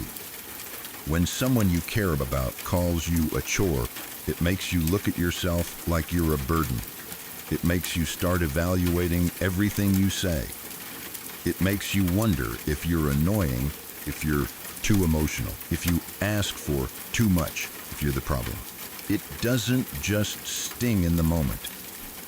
It settles into your chest and stays there because it turns a normal need into something you feel ashamed of. After that, I became more careful. I started trying to be easy. I started trying to be the kind of girlfriend who didn't need much. I told myself I should relax. I told myself I shouldn't care so much. I told myself I shouldn't bring it up again. Because if he already thinks talking to me is a chore, then what happens if I ask for anything else? What happens if I express any other feeling? Would he roll his eyes? Would he get irritated? Would he make me feel like I'm dragging him down? The distance made everything worse because silence is louder when you're apart. When you're in the same place, you can recover from a bad moment through normal life. You can share a meal, watch something together, laugh at something small, and reconnect without needing a big conversation. But long distance relies on communication. That's the whole bridge. If the bridge isn't there, you're just two separate people living separate lives with a title attached. And after he said that, the bridge started collapsing. We would go days without speaking when we were long distance. Days. And it wasn't because we agreed to take space or because we had nothing to say. It happened because my texts were left unanswered. I would send something simple, like asking how his day was or sharing something from my day, and then I would just get nothing back. Hours would pass, then a day, then sometimes more than one day, and I would sit there looking at my phone, trying to tell myself he must be busy, trying to tell myself he'll respond later, trying to convince myself not to feel stupid. It's such a lonely feeling to have your words just sit there unanswered, especially when you're already far away. You start feeling like you're talking into empty space. You start feeling like you don't exist in their life unless you're physically standing in front of them. You start feeling like you're the only one holding the relationship in your hands. And it wasn't even that I wanted constant conversation. I didn't need to be texting all day like teenagers. I understood he had work. I had school. We both had responsibilities. But long distance requires effort. Even a little effort. And he wasn't giving it. It felt like he was letting the relationship run on autopilot. And when it needed fuel, he wasn't willing to provide it. Over time, it started affecting my mood and my confidence. I would wake up and check my phone, hoping for a response. I would check between classes. I would check at night. I'd see nothing and feel that familiar sinking feeling. And then I'd feel embarrassed with myself because I didn't want to be someone who waits around. I didn't want to be that person refreshing their screen, hoping for crumbs. But when you care about someone, you naturally look for them. That's not weakness, it's attachment. It's human. The hardest part was the way it made me question my place in his life. If talking to me was a chore, what did that mean about how he felt about me? If texting me goodnight was too much, what did that say about the future? If he could go days without speaking to me and feel fine, while I felt anxious and hurt, then we weren't experiencing the relationship the same way. I started realizing that I was investing emotionally into something he wasn't even maintaining. I tried to be honest without begging. That's a hard balance. I didn't want to plead for attention because I knew that if someone wants to talk to you, they will. But I also didn't want to give up on something without trying to communicate. So I would bring it up gently, trying to explain how it felt from my side. I would say that I wasn't asking for a lot, that I just wanted consistency, that I wanted to feel connected, that I didn't want to go days in silence. But his attitude made it clear he saw my needs as an inconvenience. He didn't treat my feelings like something important to protect. He treated them like something he had to deal with. He didn't respond with care, like, "I'm sorry, I didn't realize it was affecting you that much. I'll do better." He responded with irritation, like my feelings were extra work he didn't sign up for. And once you feel that, you start shrinking. You start holding back. You start sharing less. You start trying to be smaller so you won't be labeled as too much. The sad part is that the more you shrink, the more distant you feel because you're no longer being yourself. You're performing a version of yourself that you think will be easier for them to handle. And when you're long distance, that performance becomes exhausting because all you have is communication, and even communication is being treated like a burden. I also started noticing the imbalance in effort. I was the one trying to keep us connected. I was the one sending messages, checking in, asking about his day, trying to make plans, trying to keep the relationship alive while we were apart. I was doing it because I cared and because I believed that relationships need attention to grow. But it started to feel like I was chasing him emotionally, And that feeling is so draining because you can't create closeness alone. You can reach out, but you can't force the other person to meet you halfway. There were moments when I felt angry, but even then, my anger was mixed with sadness. Because I didn't want to fight. I didn't want drama. I didn't want to be the girlfriend who's always upset. I wanted peace. I wanted simple love. I wanted something steady. And what I was getting was uncertainty and silence and the feeling of being inconvenient. What really stayed with me was how quickly his words changed the way I saw the relationship. When he said talking to me felt like a chore, it made me realize he wasn't cherishing the connection. He wasn't grateful for me. He wasn't excited to hear from me. He wasn't missing me in the way I missed him. And once you notice that, the whole thing starts to feel different. You start seeing the quiet truth behind the excuses. Because if someone loves you, even when they're busy, they still find small ways to stay close. They want to hear your voice. They want to know how you're doing. They don't see it as a task. They see it as part of being together. Even a quick message can carry warmth when it comes from someone who actually wants to be connected.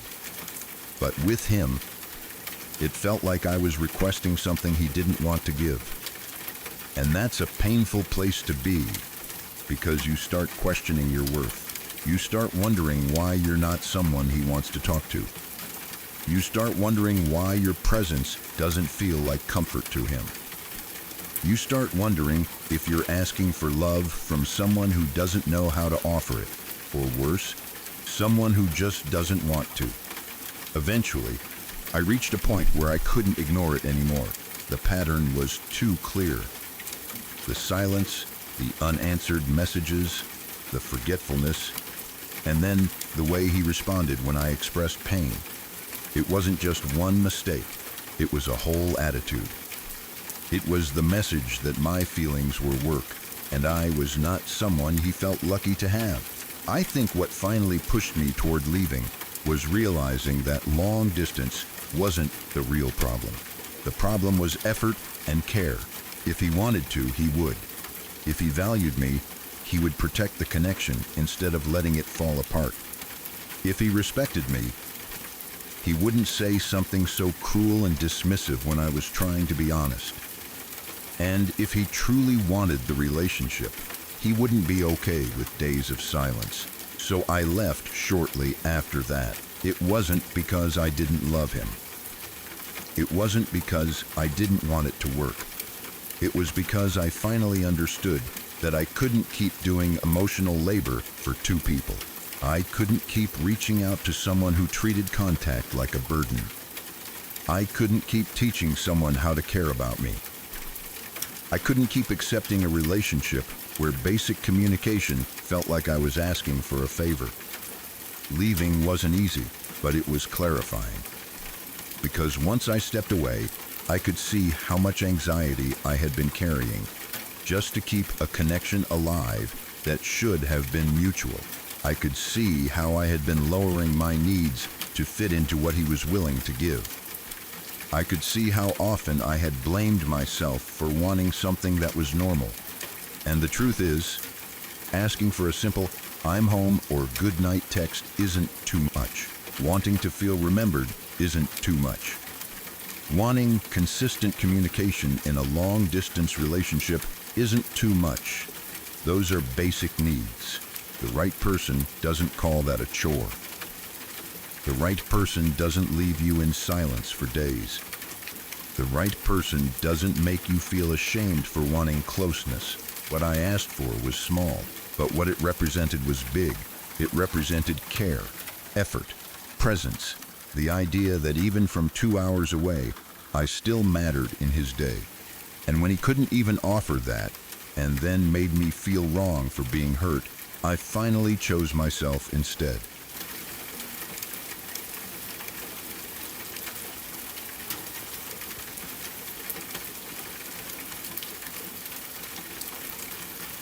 For years, sex wasn't something that happened between us because we both wanted it. It was something he treated like he was owed. Something he pushed and pushed until I gave in, even when my body and my mind were saying no. I didn't have the words for it at first, not the full truth of what was happening, because I kept trying to frame it in softer language. I kept telling myself he was just needy or insecure or high libido, or that maybe I wasn't being fair. I kept trying to make it sound like a normal relationship issue that could be solved if I explained myself better or tried harder. But the reality was that I felt pressured constantly, and no matter how many times I tried to set a boundary, he treated my boundary like a personal attack. It wasn't just that he asked sometimes and got disappointed. It was the way he reacted when I didn't want to. If I said no, if I was tired, if I didn't feel well, if I was stressed, if I was sick, if I just needed comfort instead of intimacy, he would turn into someone else. It would be immediate, like a switch flipping. His mood would drop, his face would change, and suddenly the room would feel tense. He'd sulk, he'd snap at me, he'd act offended. And it wasn't for a few minutes either. He would drag it out for days, making sure I felt the consequences of saying no. He'd be cold, short, irritated, and mean in little ways that were easy to dismiss on the surface, but heavy to live with. The message was always the same, even if he never said it directly. If I didn't give him what he wanted, I would pay for it. Living with that kind of pattern messes with your head. It makes consent feel less like a clear choice and more like a negotiation you're constantly trying to survive. It makes you think about what will happen after you say no, not just in the moment, but the next day and the day after that. You start doing math in your mind. If I say no tonight, he'll be awful all weekend. If I go along with it, at least the house will be peaceful. At least he won't punish me. At least we won't fight. And slowly, your body learns that peace comes from giving in, not from being respected. That's not intimacy. That's fear wearing a normal relationship mask. There were times I would be genuinely sick, like my body was already struggling, and I needed rest. I needed care. I needed someone to bring me water, ask if I was okay, maybe sit beside me and be gentle. Instead, he would make my sickness about him. It wasn't, "How are you feeling?" It was frustration. It was impatience. It was that look that said, "Great. Now what am I supposed to do?" Like my body being unwell was an inconvenience to his needs. I would lie there feeling guilty for being sick, which is such a twisted thing to experience. People don't choose to be ill, but he made it feel like I was failing at something because I couldn't perform for him. And when I did try to talk about it, he would turn it around so fast that I'd leave the conversation feeling like I was the villain. I remember asking him, at one point, if sex was the only reason he was even with me. Because honestly, I was starting to feel like it was. When someone only acts kind when they're getting what they want and treats you badly the moment you have a boundary, it makes you question everything. It makes you wonder if the love is real or if you're just useful. So I asked him directly. He always denied it. He'd say, "Of course not." He'd act offended. He'd talk like my question was cruel, like I was accusing him of something horrible. He'd look at me like I was the disrespectful one for even saying it out loud. Sometimes he'd act wounded, like I was hurting him. Sometimes he'd get angry, like I was attacking him. But what he never did was address the real issue. He never said, "You're right, I've been pressuring you. I'm sorry, I'll stop." He never sat with how scared and trapped I felt. He never tried to understand why I was asking. He only cared that I was questioning him. That was the part that made it so hard to leave, because it kept me stuck in confusion. He could be convincing. He could sound reasonable. He could make it seem like I was overthinking, like I was being dramatic, like I had some issue with intimacy and I was projecting it onto him. And because I wanted to believe I was with a good person, I would fall into that trap. I would start doubting myself. I would start thinking, maybe I really am making a big deal out of nothing. Maybe I'm too sensitive. Maybe this is just what relationships are like. Maybe I'm failing him. Maybe I should try harder. But my body never agreed with that story. My body knew. My body felt the dread. My body felt the pressure. My body felt the relief when he was in a good mood, and the tight anxiety when I knew he was about to start pushing again. My body remembered all the times no didn't feel like an option, and I started realizing that it didn't matter how calmly I explained myself. It didn't matter how much I tried to be gentle. A person who respects you does not punish you for having boundaries. A person who cares about you does not make you feel afraid to say no. One day, I finally snapped. It wasn't a dramatic snap like screaming and throwing things. It was more like something inside me finally broke open and I couldn't keep pretending anymore. I was exhausted from constantly managing his moods, exhausted from trying to predict what version of him I was going to get, exhausted from feeling like my body belonged to him more than it belonged to me. I hit this point where I realized I was disappearing, and if I didn't draw a hard line, I was going to keep losing pieces of myself until there was nothing left. So I told him clearly that he was not allowed to touch me anymore unless I explicitly allowed it. I didn't mean just sex, I meant everything.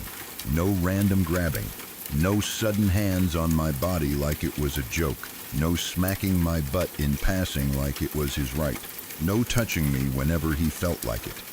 I told him that if he wanted to touch me, he had to ask, and I had to say yes. Because that's how it should have been all along. The fact that I even had to say that in a relationship says everything. At first, he acted like I was being unreasonable, like I was being cold, like I was withholding, like I was punishing him. He acted like my boundary was proof that I didn't love him. He acted like I was changing the rules on him. But those weren't new rules. Those were basic rules. Those were the rules of respecting a person's body. The only reason it felt shocking to him was because he had spent years treating my body like it was available to him by default, regardless of how I felt about it. And then something happened that made everything painfully clear. It took less than 2 months for him to end the relationship. Not because we had grown apart naturally. Not because of some deep emotional incompatibility he'd been struggling with quietly. Not because he was heartbroken and couldn't make it work. He ended it quickly, like he had reached the point where the relationship wasn't serving his needs anymore. Like the moment my body was no longer easy access, he stopped wanting to stay. Like once he couldn't grab what he wanted, whenever he wanted, the relationship lost its value to him. That timing hit me like a punch, even though part of me already knew the truth. It was still painful to see it confirmed so clearly, because it meant that all those years of pressure weren't some misunderstanding. They weren't him being passionate. They weren't him loving me in his own way. They were him prioritizing himself every time and using my discomfort as something he could override. I went through so many emotions after that. There was heartbreak because even when someone treats you badly, you still mourn the version of the relationship you hoped it could be. There was shame because I kept thinking about all the times I gave in just to keep the peace, and it made me feel sick to remember. There was anger because I realized how much he took from me. Not just sex, but my sense of safety, my sense of ownership over my own body, my ability to relax in my own home without anticipating his moods. But under all of that, there was also this quiet, steady relief. Kind of relief that I didn't understand at first, because it was mixed with grief. But it was there, like a light coming back on inside me. Because once he was gone, the pressure was gone. The constant negotiating in my head stopped. The fear of saying no stopped. The feeling of being watched, evaluated, punished stopped. I started noticing how tense I had been for years, how my shoulders were always up, how I was always trying to keep things calm, how I was always trying to keep him happy so he wouldn't turn ugly. That's not love. That's survival. The ending of the relationship also gave me a brutal kind of clarity about the question I had asked him so many times. Was sex the only reason he was with me? He always said no. He always made me feel horrible for asking. He always acted like I was insulting him, but his actions answered it in a way his words never could. The moment I claimed full control over my own body, the moment I required respect and consent and clarity, he left. That wasn't an accident. That was the truth showing itself without any excuses left. And I started seeing how manipulative that pattern had been from the beginning. The tantrums weren't random. They were training. They were a way to teach me that my boundaries had consequences. His coldness wasn't just a mood, it was punishment. His outrage when I questioned him wasn't because he was hurt. It was because he didn't want to be held accountable. He wanted to keep the benefits without changing the behavior. He wanted me doubting myself so I wouldn't stand up firmly. When you've been in that situation for a long time, you don't always realize how abnormal it is. You normalize it because you have to get through the days. You tell yourself it's just relationship stuff. You tell yourself you're both imperfect. You tell yourself other couples probably deal with it too. And sometimes you even start believing that your discomfort is just something you need to get over, like you're the one with the issue. But you're not. Wanting your no to be respected is not an issue. Wanting your body to be yours is not cold. Wanting your partner to care about how you feel is not asking too much. That is the bare minimum. It took me a long time to feeling like I needed to explain myself, to stop feeling like I needed to justify why I didn't want to be touched, to stop feeling guilty for having limits, because in that relationship, my limits were treated like a problem to be solved, instead of a boundary to be honored. I had learned to apologize for my own comfort. I had learned to soften everything so he wouldn't explode. I had learned to phrase my no carefully, like it needed to be wrapped in kindness so he wouldn't retaliate. Now, I understand that I should never have had to do that. With the right person, you don't have to manage their emotions around your consent. With the right person, you can say, "I'm not in the mood," or "I'm sick," or "not tonight," and they respond with care. They don't take it personally. They don't punish you. They don't make you afraid. They don't treat your body like a service you owe them. And I think that's what hurt the most. Realizing how long I lived without that basic safety. Realizing how many times I ignored my own discomfort because I was trying to keep someone else happy. Realizing how much I had been trained to believe that love meant compromising myself over and over, until I didn't recognize my own boundaries anymore. But I also feel proud of the moment I snapped, because that moment was me coming back to myself. That moment was me saying out loud that my body is mine. That moment was me drawing a line that should have been there from the start. And even though it led to the relationship ending, that ending proved something important. It proved that he was never going to respect me as a full person if it required him to give up control. It proved that he didn't want a partner with autonomy. He wanted access. I'm glad it ended, even though the way it ended was painful. Because the alternative would have been staying and slowly losing myself more and more. Trying to keep peace with someone who saw my boundaries as an obstacle. The alternative would have been living in that constant pressure forever, thinking it was normal. Now, when I look back, I don't just feel sadness. I feel clarity. I feel anger in a way that protects me instead of consuming me. I feel a deeper respect for myself for finally saying no and meaning it. And I feel grateful that his reaction showed me who he really was, because once you see that, you can stop blaming yourself. You can stop wondering if you were too harsh. You can stop wondering if you asked for too much. You didn't ask for too much. You asked to be respected. And the fact that he left when you demanded that respect tells you everything you ever needed to know about what he was. Actually, therefore.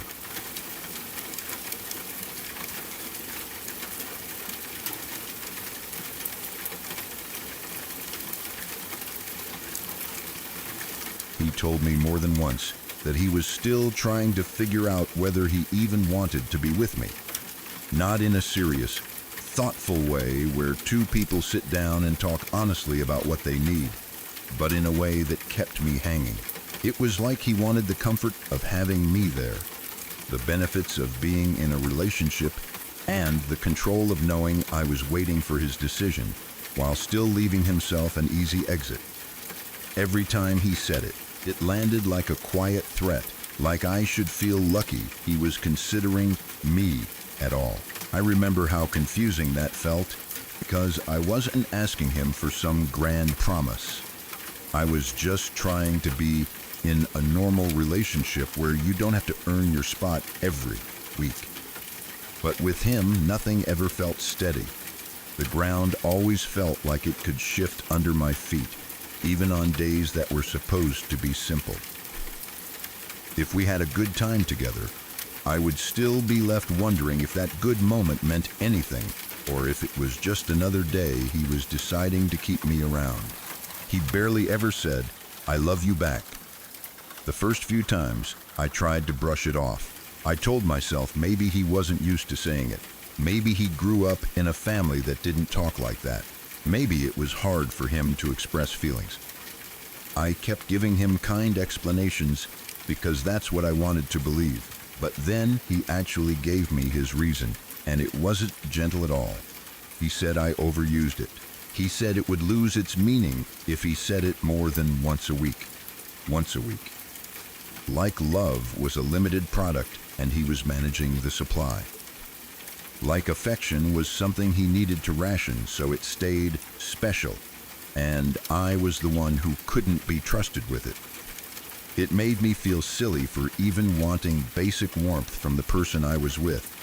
It made me second-guess the way I naturally showed love. I'm someone who says it easily because I mean it easily.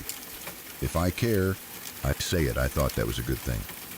With him, it became something I felt ashamed of, like I was being too much simply for expressing love out loud. The worst part was how logical he tried to sound about it, like he was doing me a favor. He acted like he was teaching me some mature lesson, like I didn't understand how words worked. Meanwhile, what he was really doing was training me to stop asking for emotional connection. He made me feel like my need for reassurance was a weakness, like it was childish, like it was inconvenient. And slowly, I started to change the way I talked just to avoid hearing that cold little explanation again. I would catch myself wanting to say it and then swallowing it. I'd pause in the middle of a text, delete the words, rewrite the message, make it smaller, make it safer. I started measuring my feelings like they needed permission. I started thinking, if I say it too often, he'll think I'm needy. If I say it at the wrong time, he'll act annoyed. If I say it and he doesn't say it back, I'll feel stupid. So I learned to keep it in. But love doesn't get stronger when you starve it. It doesn't become more meaningful because you only hear it on a schedule. It just becomes something you start chasing, something you start waiting for, something you start trying to earn. And that's what happened to me. I began waiting for that once-a-week moment like it was a reward. I began putting pressure on myself to be good enough so he would choose to say it. I began treating his affection like proof that I was still wanted. And it wasn't just the words. It was everything around them. He made comments about my body, even though I was already small. He told me my stomach was too soft. I remember hearing that and feeling my mind go blank for a second, like my brain couldn't fully process how someone could look at me and decide that was the thing to criticize. I weighed 48 kgs. I wasn't unhealthy, I wasn't overweight, I wasn't anything close to what people try to shame. I was just a normal human body, and a human stomach is not supposed to feel like stone. It's supposed to be soft. It's supposed to move and exist and be real. But he didn't say it like a simple observation. He said it like a complaint. Like I had failed a standard I didn't even know he was holding. Like my body existed for his approval. It made me look at myself differently in the mirror. It made me poke at my own stomach, stand different angles, hold my breath. Wonder what he was seeing when he looked at me. It made me feel like I had to fix myself, even though there was nothing wrong. Then he asked me to wear more makeup for him. Not because I wanted to, not because I felt like it, not because it was a fun thing we shared. He asked because he wanted it, because it benefited him, because he liked a certain look and felt like he had the right to request it like it was part of my job. And I didn't even realize how insulting it was at first because I was so busy trying to keep the peace. I was so busy trying to be the kind of girlfriend who didn't make problems. I told myself, it's not a big deal, it's just makeup. I can do that, it's easy. But the truth is, it wasn't about makeup. It was about control. It was about him feeling entitled to shape me into whatever version of me made him happiest, while also never offering the kind of consistent love that would make me feel safe. It was about him taking and taking and taking confidence, effort, money, energy, and still acting like I was the one who needed to prove I deserved him. Because at that stage, I was funding his lifestyle. That's the part that makes me want to laugh now, not because it's funny, but because it's so painfully clear in hindsight. I was supporting him in real ways. I was helping cover things, paying for things, carrying the weight of keeping life stable, and instead of being grateful or protective of me, he was picking at me like I was the one who wasn't measuring up. I don't even think he fully understood how much I was doing because he didn't want to. It was easier for him to treat it like it was normal, like it was owed, like it was just the way things should be. He got comfortable. He got used to it. And once someone gets used to your effort, they stop seeing it as love. They just see it as the minimum you're supposed to provide. So I tried harder. That's what gets me the most. How my response wasn't anger at first. It wasn't, how dare you? It was, how can I make you see me? I worked harder, cared harder, gave more, stayed softer. I tried to be more understanding. I tried to be more patient. I tried to be more attractive, more calm, more agreeable, more whatever I thought would make him choose me fully. I wanted him to see my worth so badly. I wanted him to wake up one day and realize he had something good and stop acting like he was doing me a favor by staying. I wanted him to stop deciding and start loving me like a partner. I wanted to be chosen without having to audition. But the more I tried to prove my worth, the more he acted like I didn't have any. That's how these situations work. When someone benefits from you doubting yourself, they don't rush to make you confident. They keep you uncertain. They keep you off balance. They keep you working for scraps while they enjoy the full meal. There were times I'd feel this tightness in my chest after he said something cruel or dismissive, and I'd go quiet because I didn't want to fight. I'd tell myself it wasn't worth it. I'd tell myself he didn't mean it like that. I'd tell myself he was just stressed. I'd tell myself maybe I was being too sensitive. I'd tell myself love isn't perfect, relationships are hard. Everyone has flaws. But deep down, I always knew it didn't feel right. Love shouldn't feel like you're being reviewed. It shouldn't feel like you're being compared to an invisible standard you can never reach. It shouldn't feel like you're earning your place through money and effort while getting criticized for your body and punished for showing affection. Over time, his rules started to seep into my everyday thinking.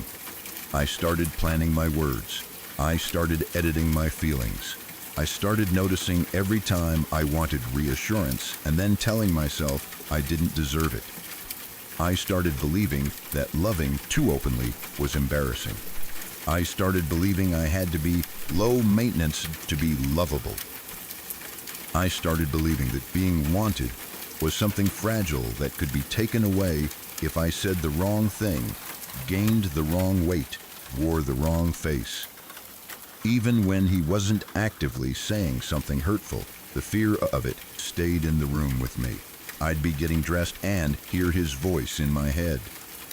I'd be eating and wonder if he'd make a comment. I'd be relaxing and feel guilty for not improving myself. That's not love. That's living under judgment.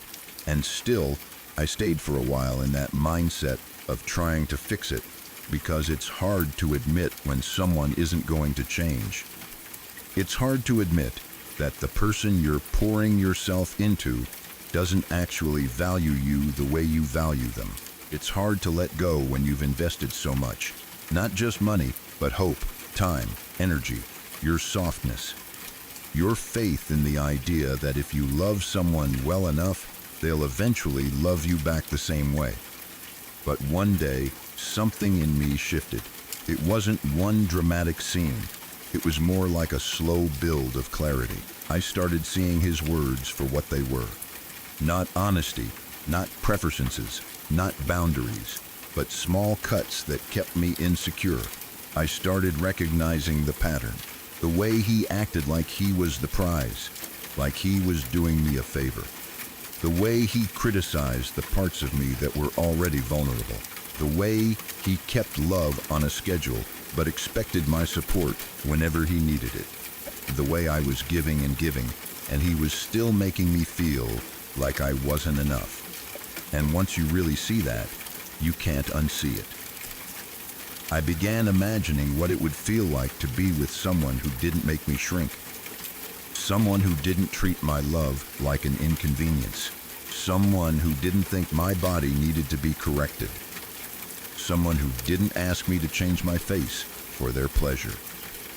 Someone who would say, "I love you," because they felt it, not because they decided it was time for the weekly allowance of affection. I realized I was doing all this work to be worthy in the eyes of someone who was never going to treat me as valuable, because his whole way of staying comfortable depended on me trying harder. He didn't want me confident. He didn't want me sure. He wanted me chasing. He wanted me proving. He wanted me grateful for the bare minimum. And that's when the relief started to come in. Not all at once, but like little breaths of air after being underwater too long. I started feeling the anger I should have felt earlier. I started feeling protective of myself. I started remembering who I was before I began filtering every part of me through his opinion. When it finally ended, I felt this strange mix of grief and freedom. Grief for the time I spent trying to earn love that should have been freely given. Grief for the way I doubted my own worth while I was literally holding up his life. Grief for the version of me who thought she had to be smaller, quieter, prettier, less emotional, less human. But the freedom was louder. It was the freedom of not waiting to be chosen. The freedom of not counting the days since the last "I love you." The freedom of not checking my stomach in the mirror like it was something shameful. The freedom of not feeling like my face had to be painted for someone else's approval. The freedom of not funding someone who treated me like a maybe.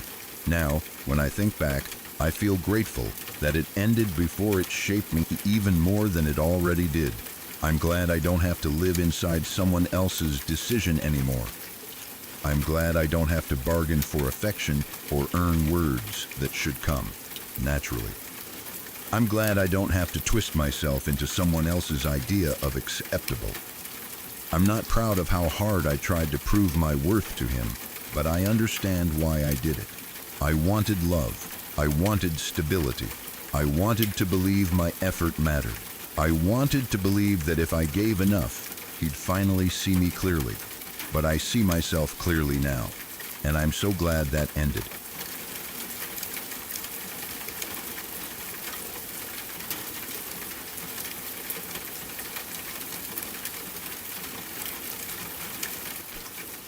About 2 weeks after our first baby was born, I was already living in that strange, fragile space that new mothers know too well. My body didn't feel like it belonged to me yet. My hormones were all over the place. I was running on almost no sleep. My nerves were raw. Even when nothing bad was happening, my brain was scanning for danger, because postpartum anxiety does that to you. It makes everything feel louder and sharper. It makes your heart jump at small things. It makes you feel like if you don't stay alert, something terrible will happen. And in the middle of all that, I was trying to keep a newborn safe and fed and comforted while also trying to recover, physically and emotionally, from giving birth. I was exhausted in a way that didn't feel normal. It felt like I was underwater. He was holding our baby, and we were talking, and I could feel the conversation turning. It wasn't calm anymore. It was edging into hostile. The kind of tone where you can hear defensiveness building, and you know it could tip into a fight. He was being belligerent, not just irritated, but that specific type of pushy, unreasonable energy that makes you feel like you're talking to someone who doesn't want to understand you. And because I knew him, because I had seen that version of him before, something in me recognized it immediately. He'd been drinking. It wasn't a dramatic moment where he stumbled or slurred his words in an obvious way. It was subtle, but my gut knew. The way his tone shifted, the way he was too confident, too combative, too dismissive, like he wanted to argue. And when you're 2 weeks postpartum, you are not built to tolerate that. You are not built to negotiate with someone who's under any kind of influence while holding the most fragile thing in the world. And this wasn't just any influence. It was the very thing he had promised me he would stop once the baby was here. That promise mattered to me. It was supposed to be a line, a safety line, a boundary for our new life. So the moment I realized it, it was hugely triggering. My postpartum anxiety and depression were already making my emotions feel too big for my body. Sleep deprivation makes everything feel like an emergency. My thoughts were racing, my heart was racing, and the image of him holding our newborn while not being fully sober hit me like an alarm bell going off in my chest. I didn't even want to argue. I didn't want to debate. I didn't want to prove anything. I just wanted my baby away from risk, away from instability, away from an adult who had made a choice that put her in danger and then wanted to pretend it didn't matter. I demanded, quietly but firmly, that he give her back. I didn't scream. I didn't create a scene. I was trying to keep the air in the room as calm as possible because that's what you do when you're terrified and trying not to escalate someone who is already being belligerent. But inside, I was shaking. It felt like my whole body went into protective mode. And when he asked why, I told him why. I said it straight. I said I knew he had been drinking. He tried to gaslight me about it. That part is important, because it wasn't just that he drank. It was the way he looked me in the face and tried to make me doubt what I was seeing and sensing at a time when I was already fragile. He denied it. He acted like I was imagining things. He made it seem like I was being paranoid, like it was just my postpartum anxiety talking. And maybe he thought that would work because he knew I was already questioning myself constantly. Postpartum makes you unsure. You're so sleep deprived you can't remember what day it is. Your emotions swing hard. Your body feels foreign. You're scared of being judged. You're scared of not doing things right. It's the easiest time in the world for someone to make you doubt your own instincts. But I didn't doubt myself. Not this time. Not with my newborn in his arms. My gut was screaming too loud. After a bit of back and forth, he finally admitted he had drank some earlier, but claimed he was fine. He was not fine. He was acting wrong. The energy was wrong. His demeanor was wrong. And some isn't a comforting detail when you're holding a baby. There isn't a safe amount of being under the influence when you're responsible for a fragile newborn. Especially not when you promised you wouldn't do it. When you are holding a newborn, the standard isn't, I think I'm okay. The standard is I am fully sober, fully aware, fully safe. Anything else is selfish. I remember how my voice sounded when I asked him what kind of person gets drunk and then holds a newborn. I don't think I was trying to insult him. I think I was honestly horrified. I was shocked that this had to be said. I was shocked that I was even standing there, 2 weeks postpartum, having to argue for basic safety, having to protect my baby from the person who was supposed to be protecting us too. In my head, it felt simple. A decent father wouldn't do this. A decent partner wouldn't do this. A decent adult wouldn't do this. And that's when he said it. Well, it's not like you're doing a great job as a mother. It landed like a punch in my throat. It was so cruel and so targeted that for a second I couldn't even process it. Because there are a million things someone can say in an argument, but that one goes straight for the softest place in a new mother's heart. When you are 2 weeks postpartum, you are already terrified. You're doing everything wrong. You're checking breathing. You're checking diapers. You're Googling things at 3 in the morning. You're worrying about feeding. You're worrying about bonding. You're worrying about whether you're ruining your baby somehow without even knowing it. You are exhausted and scared and trying your absolute best, and your identity is shifting in real time. The fear of being a bad mother isn't a casual insecurity. It's primal. It's the kind of fear that hits your body before your mind. So when he said that, it wasn't just mean. It was vicious. It was the kind of sentence you can't take back, because it's designed to cut deeper than anything else. It wasn't a comment about the conversation. It was an attack on my worth at the exact moment I was most vulnerable. I went quiet, and I started crying. It wasn't dramatic crying. It was that kind of broken crying where you don't even choose it. It just spills out because your body can't contain it. I felt like something inside me crumpled. I felt shame, grief, anger, hurt, and exhaustion all at once. And I remember him looking at me and saying, "Why are you crying?" As if he didn't know. As if he couldn't connect his own words to my reaction. As if he wasn't the one who caused it. I told him that was literally the worst thing he could ever say to me. And in that moment, I meant it. Because he could have called me names. He could have insulted my looks. He could have mocked me, and it still wouldn't have hit as hard as that sentence did in that moment. That sentence wasn't random. It was chosen. It went straight for the most sensitive part of me. The part that was already aching. For a split second, I think he realized that was true. I saw it on his face. That flicker of, oh, he tried to backtrack. Like he suddenly understood he'd crossed a line that wasn't just a normal argument line. It was a life-changing line. It was a line that could destroy something in a relationship that might not ever be repaired.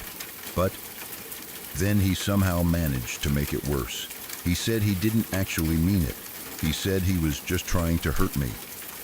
And that was the moment something snapped inside me. Because if he had meant it, it would have been awful. But at least it would have been his opinion, however unfair. But saying he didn't mean it, and he only said it to hurt me, revealed something even darker. He knew exactly what would wound me the most, and he chose it on purpose. That means it wasn't a careless slip. It wasn't an accident. It wasn't him being overwhelmed. It was intentional cruelty. It was him using my deepest fear as a weapon to win an argument, or to punish me for confronting him about drinking while holding our newborn. It showed me, in one clear sentence, how his mind worked in conflict. Not, how do we solve this? How do we protect the baby? How do I reassure my partner, who is 2 weeks postpartum and terrified? But how do I hurt you? How do I make you smaller so you back off? How do I make you doubt yourself so you stop pushing me? That realization rearranged everything for me, because suddenly a lot of puzzle pieces clicked into place. It wasn't just about that one day. It wasn't just about that one fight. It explained the tone in so many other moments. It explained the way he'd dismiss me. It explained the way he'd twist things. It explained the way he'd act like my reactions were the problem instead of his behavior. It explained why I always felt like I was walking on eggshells. It explained why I felt so alone even when he was right there. It explained the pattern of him choosing the most painful interpretation, the most cutting comment, the thing that would land hardest. It also made one other truth impossible to ignore. He didn't like me. That sounds simple, but it's one of the hardest things to accept when you are in a long relationship with someone. Because you assume love means they like you too. You assume your partner, even when they're mad, has a baseline of respect and warmth toward you. You assume that even in conflict, they don't want to destroy you. But what he showed me in that moment was that he was willing to destroy me emotionally if it meant he could avoid accountability. He was willing to take my most vulnerable, sacred identity, motherhood, and use it as a club. He was willing to hurt me on purpose. And once you see that, you can't go back to the old version of the relationship where you believe the fights are normal and the love underneath is solid. Because love doesn't aim for your softest spots. Love doesn't look at a 2-week postpartum mother and think, what can I say that will cut her deepest? Love doesn't refuse to prioritize a newborn's safety. Love doesn't gaslight you when you are trying to protect your baby. What makes it even worse is the context. You were not criticizing him for something petty. You were responding to a real safety issue. A newborn is tiny. A newborn can slip. A newborn's head needs constant support. A newborn's safety depends on adults being fully present and careful.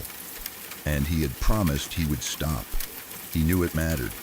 So, when you confronted him, you weren't being controlling or dramatic. You were doing your job as a mother. And his response was to undermine you as a mother. That's the part that sticks. Because it wasn't just an insult. It was an attempt to knock the foundation out from under you at a time when you were already shaky. It was him trying to make you question your instincts so he could keep doing what he wanted. It was him trying to make you fear your own authority as the baby's protector. After that moment, it makes sense that you felt like something snapped. Because there's a point where your brain stops trying to explain someone away and starts seeing them clearly. There's a point where you stop thinking, maybe he didn't mean it, maybe he's stressed, maybe I'm being sensitive, and you start thinking, no. He chose this. He is capable of this. He admitted he was trying to hurt me. And that is not a small thing. It's also not something you should have to carry alone, especially postpartum. What you described is emotional abuse. And the postpartum period is an especially dangerous time to be around someone who uses cruelty and gaslighting because you're already vulnerable. If you're still in a situation where you're around him and you're feeling unsafe or emotionally unstable because of his behavior, you deserve support in real life too. Someone in your corner who can help you think clearly and stay safe, whether that's a therapist, a trusted family member, or a postpartum support line in your country. But even just in terms of your own inner clarity, I want to say this plainly. The fact that he said that does not mean you were a bad mother. It means he was willing to hurt you. It means he knew where to aim. It means you were doing exactly what a good mother does, protecting your newborn even while you were exhausted, and dealing with PPAs, PPD, and hormones. A bad mother doesn't notice danger. A bad mother doesn't act. You noticed, you acted, you demanded your baby back. That was maternal instinct and courage, not failure. And the fact that he later tried to backtrack, but then admitted he was trying to hurt you, that's not a repair. That's a confession. It's him telling you, in his own words, that in conflict, he will choose harm. No wonder the puzzle pieces came together after that. Because once a person shows you that side of them, and once they admit it, you can finally stop blaming yourself for all the confusion. You can finally stop wondering why things never felt steady. You can finally understand that it wasn't your imagination. It was a pattern.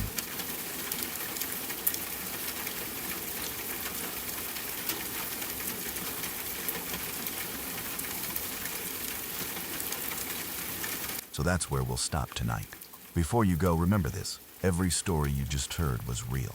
Real people, real nights, and none of them saw it coming.